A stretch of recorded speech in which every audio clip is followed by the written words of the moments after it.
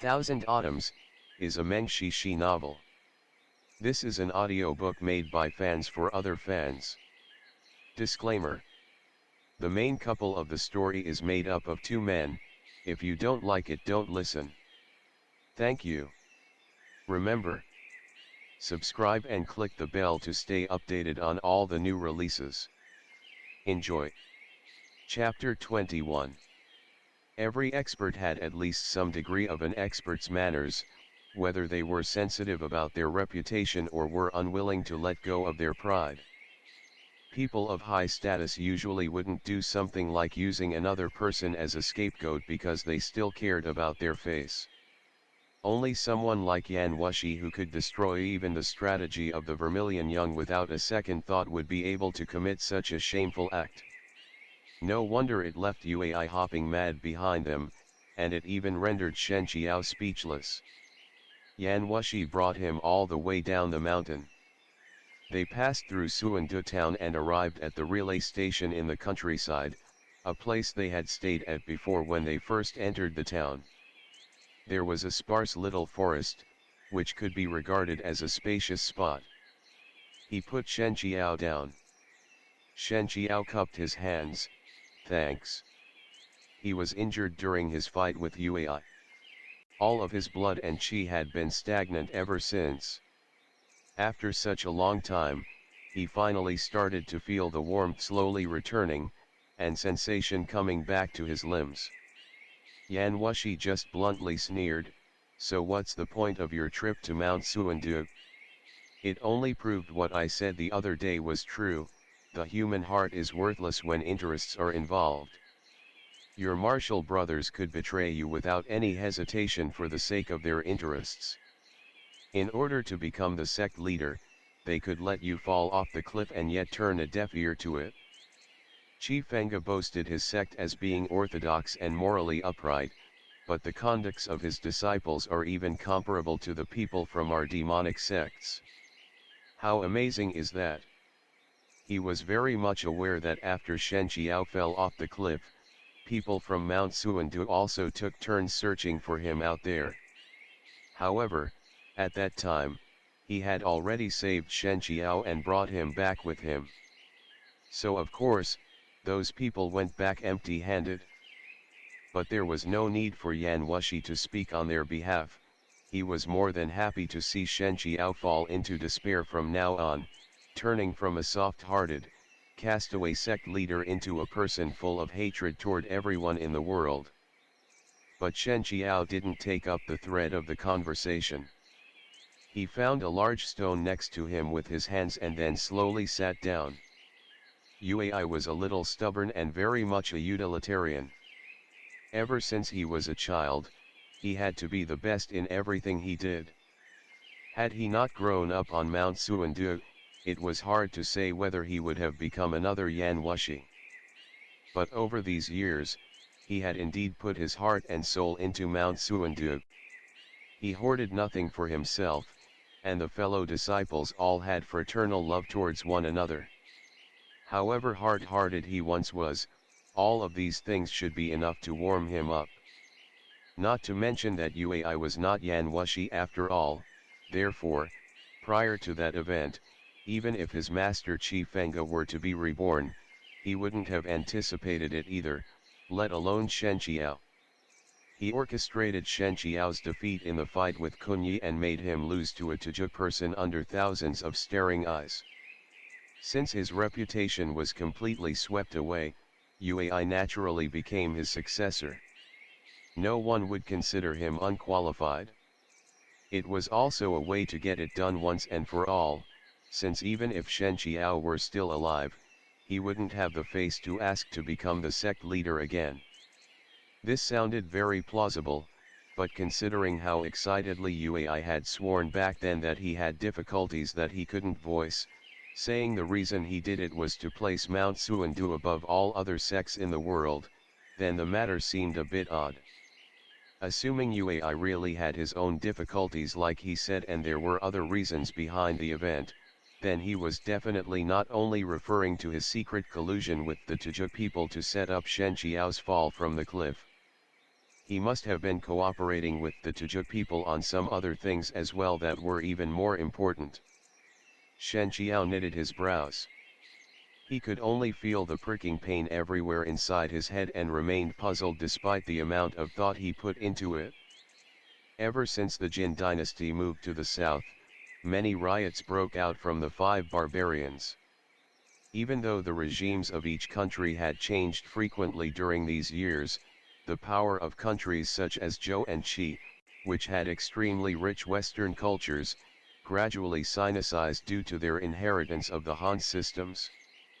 People could still accept it, though reluctantly, if they were the ones to unify the world. But for a nation like the Tuja Khaganate whose people were still grazing on the grasslands even today, a barbarian nation that would invade the central plain from time to time, they could not be called wise rulers in any event. The erratic and brutal image of the Tuja people had already left deep impressions in people's hearts. Without enormous benefits, it was impossible that UAI would act in the face of universal condemnation. In that case, what was he really scheming? What were the Tuja people able to promise him?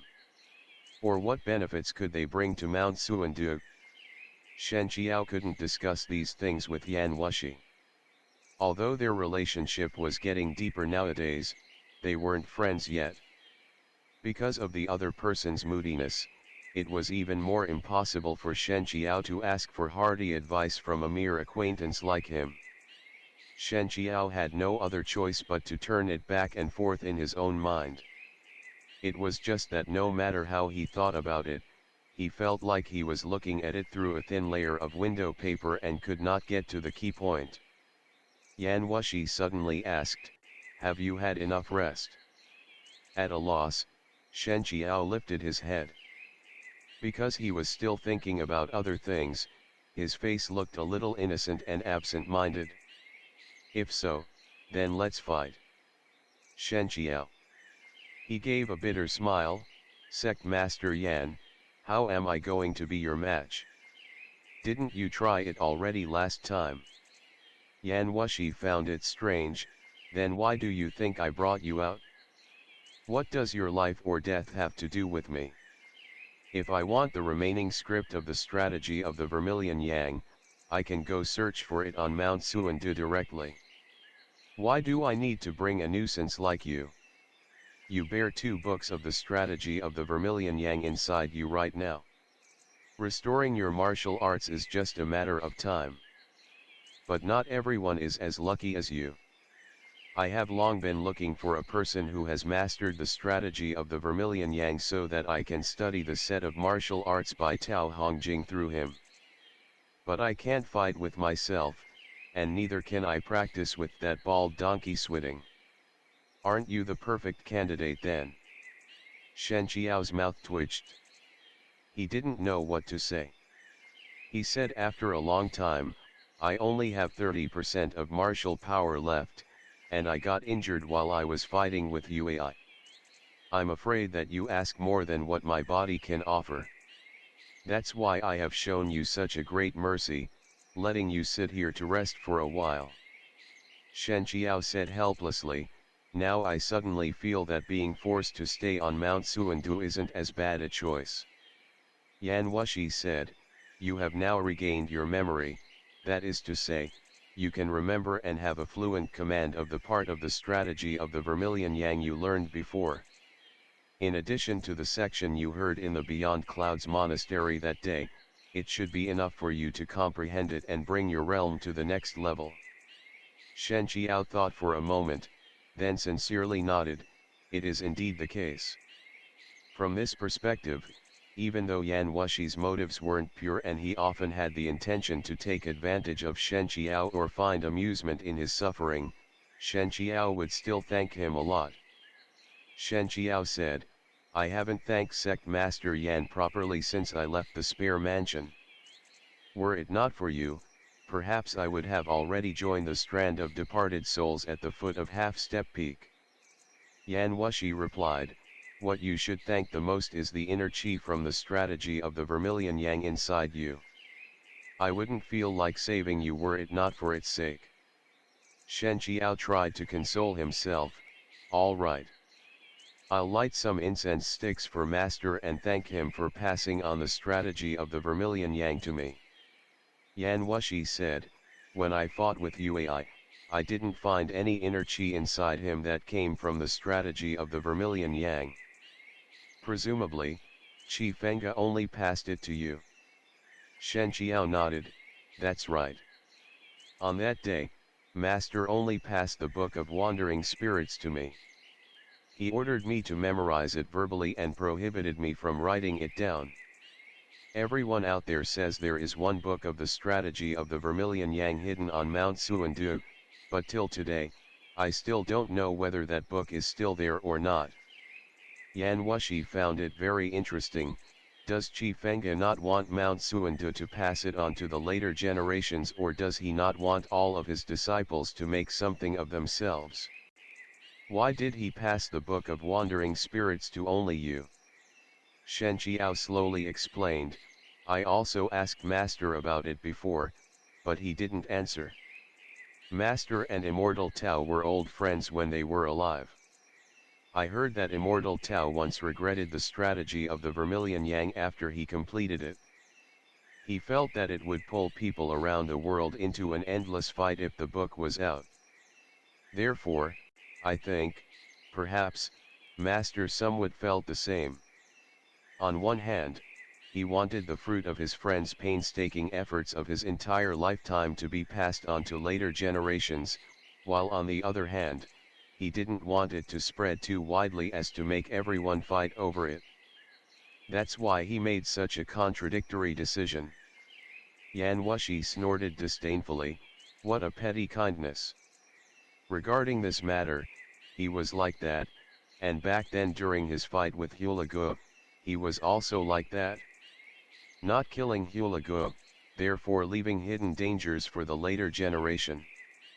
The state of his martial arts was matchless, and yet it was in vain because his mind was no different from an indecisive woman.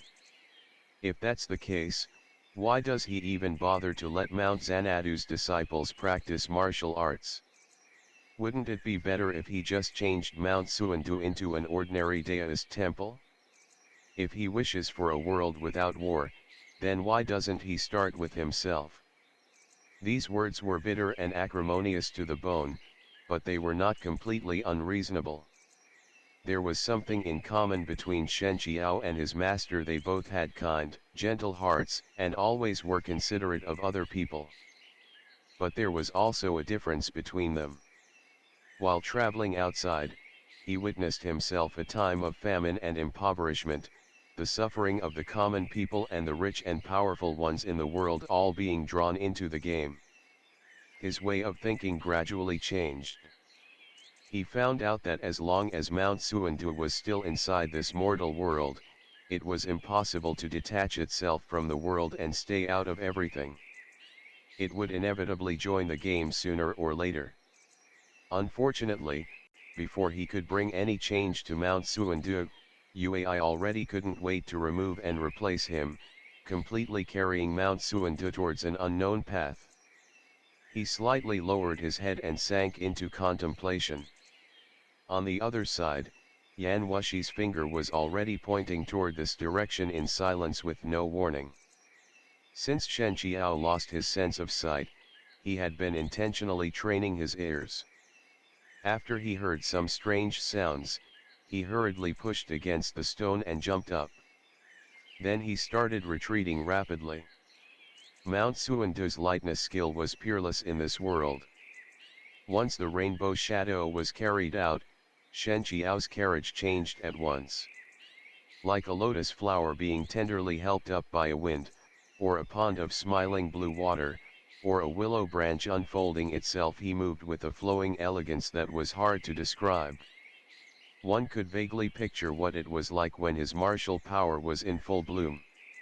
It was just that Shen Qiao's martial power hadn't recovered yet. Yan Wushi's speed was much faster than his.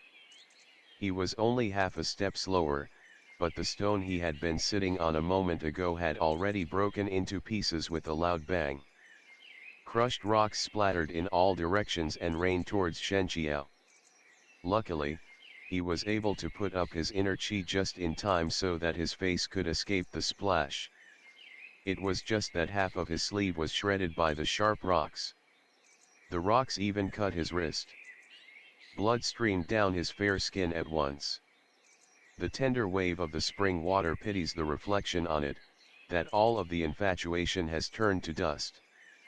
It truly does deserve its name. Shen Qiao didn't pay attention to the wound on his wrist, he instead concentrated on listening to the other person's movements. According to the way Yan Wushi did things, once he attacked, he would never leave any mercy for his opponent. After being with him these days, Shen Qiao knew it very well.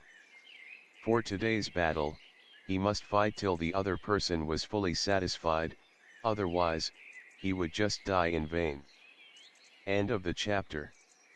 Stay tuned for more BL.